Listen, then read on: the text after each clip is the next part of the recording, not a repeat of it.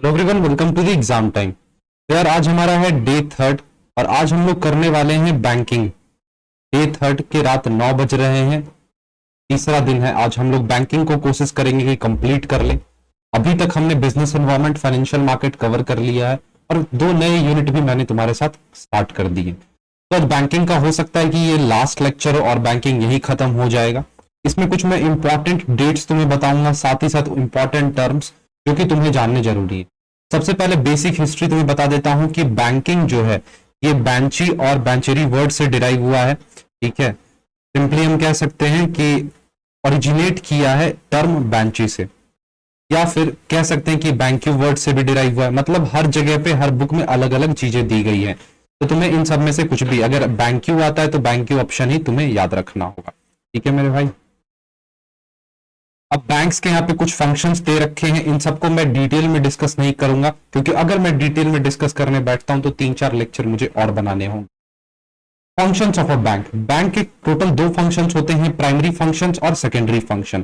Primary functions के अंदर deposits accept करते हैं, लोन्स ग्रांट करते हैं मतलब एडवांसेस देते हैं। साथ ही साथ सेकेंडरी में आते हैं एजेंसी फंक्शन और यूटिलिटी फंक्शंस। इन सब के यहाँ पे डिटेल्स दे रखे हैं कि ऑफर ड्राफ्ट क्या है, कैश क्रेडिट क्या है, saving account, fixed account, current account. इन सबको मैं यहाँ पे डिस्कस नहीं करने वाला हूं क्योंकि मतलब ही नहीं बनता है मेरे भाई। तो हम लोग चलते हैं अपने नेक्स्ट टॉपिक की तरफ।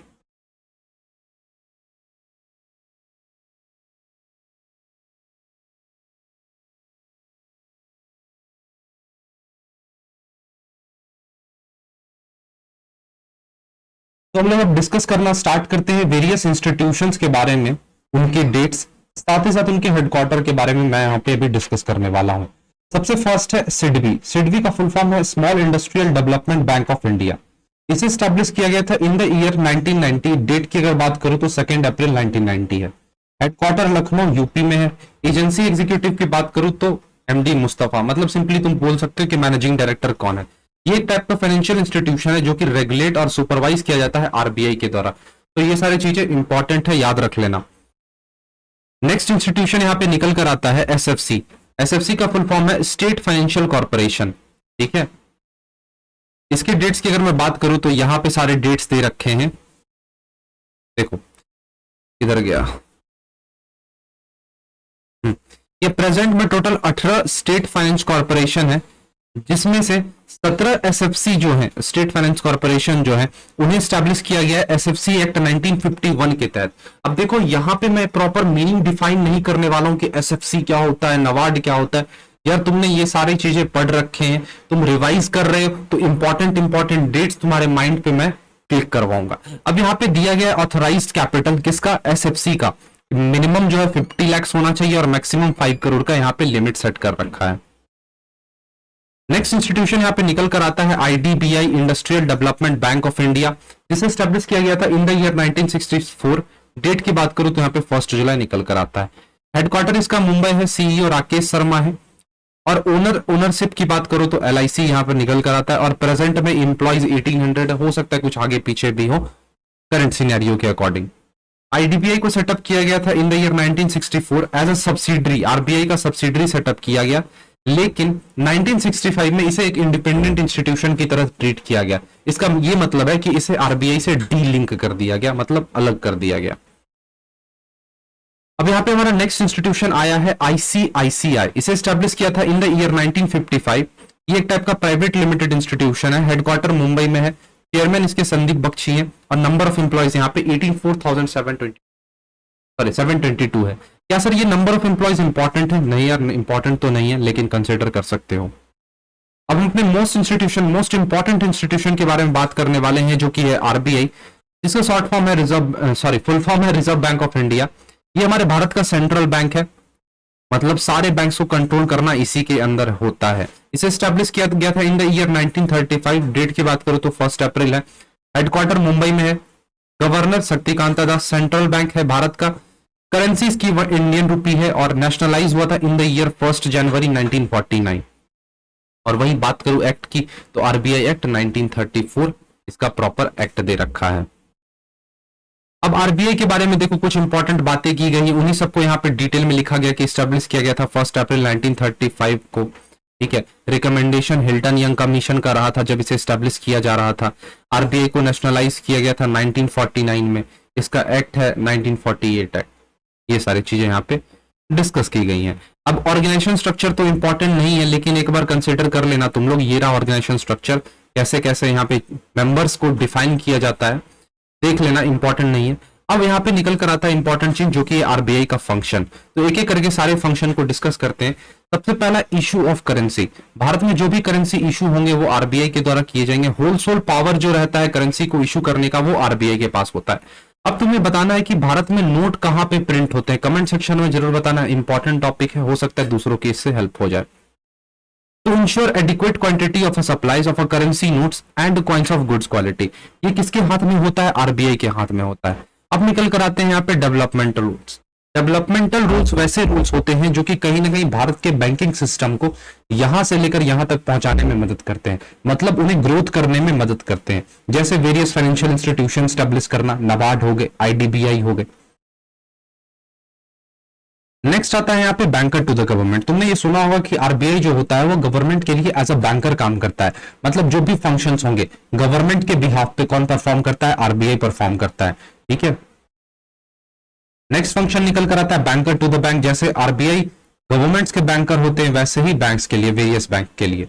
Maintains banking account of all scheduled bank. RBI also regulates the opening and instalment of ATM, fresh currency notes, मतलब इन सबको रेगुलेट कौन करता है, आरबीआई रेगुलेट कर रहा होता है। साथ ही साथ ये भी याद रख लेना कि फॉरेन एक्सचेंज का मैनेजर कौन होता है, मतलब जो फॉरेन करेंसीज एक्सचेंज होती हैं वो आरबीआई की मदद से हो पाती हैं। ठीक है, तो ये भी उसी के अंदर आता है। अब देखो दो चीज यहां पे इंपॉर्टेंट है तुम्हें समझना, क्वांटिटेटिव मेजर्स और क्वालिटेटिव मेजर्स। क्वांटिटेटिव मेजर्स के अंदर बैंक रेट आते हैं, डिस्काउंट रेट आते हैं, रेपो रेट आते हैं, open market operation, variable reserve ratio जिससे सीआरआर हो गए, एसएलआर हो गए। ठीक है, ये सारी चीजें किसमें आएंगी, क्वांटिटेटिव मेजर्स में। वही बात करूं क्वालिटेटिव मेजर्स के अंदर, तो इसमें जस्ट चार चीजें तुम्हें याद रखनी है, direct action, moral persuasion, legislation और पब्लिसिटी। बस ये चार चीजें याद रख लो, क्वालिटेटिव मेजर वही खत्म होता है। अब देखो यहाँ पे हर एक चीज को डिस्कस किया गया कि बैंक रेट होता क्या है। ठीक है, वैसे तुम्हें ये सारी चीजें तो मालूम नहीं होंगी कि बैंक रेट कितना है। करंट में जो भी बैंक रेट है नेट पे, तुम उसे एक बार जरूर चेक करना। फिर रेपो रेट के बारे में भी चेक करना, फिर रिवर्स रेपो रेट हो गए, सीआरआर हो गई, इन सब का करंट जो भी रेट अभी चल रहा है उन सबको चेक करना, बिल्कुल मत भूलना। एसएलआर के बारे में भी देख लेना। अब यहाँ पे जो भी रेट्स दिए गए सारे पुराने रेट्स हैं, मैंने अभी तक इसे अपडेट नहीं करे, तो एग्जाम में ये लिखकर बिल्कुल मत आना, मैं बार बार तुम्हें बोल रहा हूं। जो अपडेटेड सीआरआर है, एसएलआर है, मैं तुमसे रिक्वेस्ट करूंगा कुछ स्टूडेंट जिनको मालूम है वो कमेंट सेक्शन में कमेंट कर दे, मैं उनके कमेंट को पिन कर दूंगा कि प्रेजेंट में क्या सीआरआर चल रहा है, एसएलआर क्या है, रेपो रेट क्या है, रिवर्स रेपो रेट क्या है। चाहे तुम गूगल की हेल्प लो, चाहे कैसे भी करो, लेकिन कर देना। बात करता हूं क्वालिटेटिव मेजर्स की, तो क्वालिटेटिव मेजर्स में डायरेक्ट एक्शन आता है, मतलब आरबीआई यहाँ पे वेरियस बैंक्स को ऑर्डर देती है कि आपको ये सारे रूल्स फॉलो करने, ये ऑर्डर्स फॉलो करने, आपको ये एडवाइसेस लेकर चलने, किनके, सेंट्रल बैंक के एडवाइसेस। और moral persuasion just central bank का तुम कह सकते हो, एक होता है ना कि उन्हें मेंटली उनके दिमाग से खेलना। अब यहाँ पे दिमाग से खेलने से मेरा मतलब है कि जो कमर्शियल बैंक होंगे, ठीक है, जितने भी कमर्शियल बैंक होंगे उनको कुछ time to time information provide करते रहना, मॉरली उन्हें मोटिवेट करते रहना। ठीक है, इन सब के बारे में यहाँ पे बात की गई।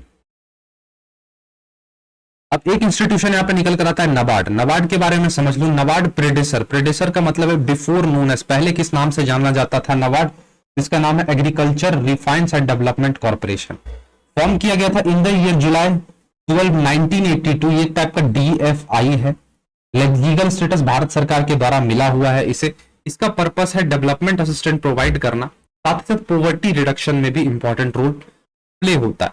चेयरमैन की बात करूं तो गोविंदा राजुलू, चिंताला गोविंदा राजुलू, हेडक्वार्टर इसका मुंबई में है। अब देखो नबार्ड के बारे में कुछ और भी बातें की गई है, तो इसे एक बार तुम देख लेना। बारी आती है रीजनल रूरल बैंक आरआरबी की, तो ये एक public industry bank financial service provide करता है, जिसे स्टैब्लिश किया गया था इन द ईयर 1975 2 अक्टूबर, गांधी जयंती के दिन। हेडक्वार्टर भारत में है, इसके कुछ प्रोडक्ट्स दे रखे। अब यहाँ पे एक चीज इंपॉर्टेंट है जो कि है ओनरशिप। पूछा जाता है एग्जाम में कि गवर्नमेंट ऑफ इंडिया के पास 50% ओनरशिप है, स्पॉन्सर बैंक है उनके पास 35% और स्टेट गवर्नमेंट के पास 15% का ओनरशिप यहाँ पे होता है। तो इन सारी चीजों को तुम याद रख लेना एक बार। अब देख लो नेक्स्ट यहाँ पे आता है एक्सिम बैंक। एक्सिम बैंक एक public industry export credit agency है जिसे फाउंड किया गया था 1 जनवरी 1982 को। हेडक्वार्टर मुंबई। की पीपल इसके डेविड रेस्किना है, मतलब मैनेजिंग डायरेक्टर है। एक्सपोर्ट इंपोर्ट बैंक, इसे स्टैब्लिश किया गया था 1982 अंडर द एक्ट 1981। मतलब अगर कोई पूछता है तो एक्सिम एक्ट क्या बताना है, 1981 एक्सिम एक्ट की बात कर रहा हूं। एक इंस्टीट्यूशन के बारे में और देख लो, LIC जिसका फुल फॉर्म है life insurance corporation of India. इसे स्टैब्लिश किया गया था 1 सितंबर 1956। इंडस्ट्री, फाइनेंशियल सर्विस और इन्वेस्टमेंट है। हेडक्वार्टर मुंबई में है, इसका चेयरमैन मिस्टर कुमार जी हैं और वेबसाइट lic.india.in है। अब देखो ये जो भी मैंने चीजें तुम्हें बताई ये सारे ही स्टैटिक पोर्शन है।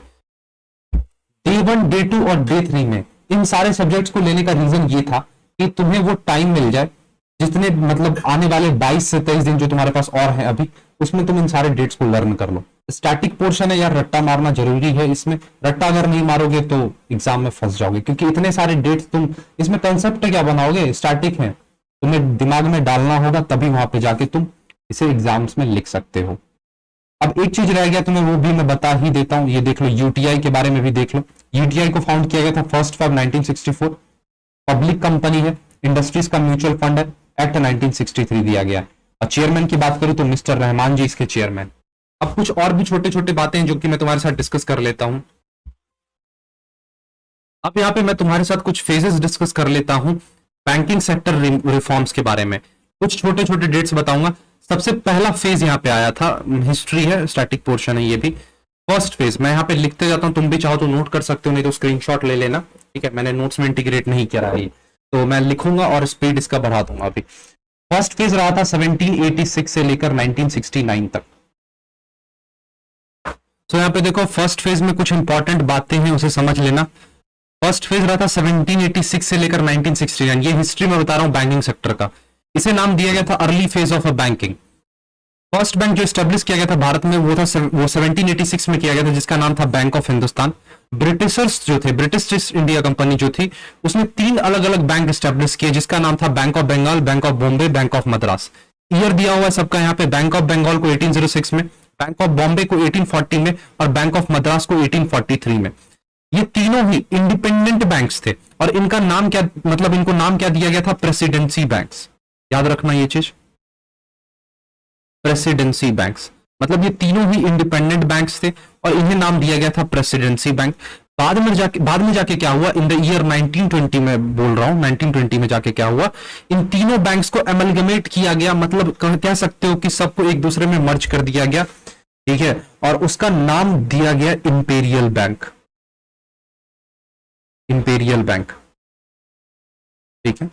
तो ये कुछ यहाँ फर्स्ट फेज में कुछ ऐसे छोटे मोटे बातें दी गई थी, और भी कुछ बातें मैं तुम्हें वो भी बता ही देता हूं। नेक्स्ट यहाँ पे इलाहाबाद बैंक को सेटअप किया गया था। किसी को डेट मालूम है? डेट मालूम है तो कमेंट सेक्शन में बताओ। इलाहाबाद बैंक को सेटअप किया गया था इन द ईयर 1865।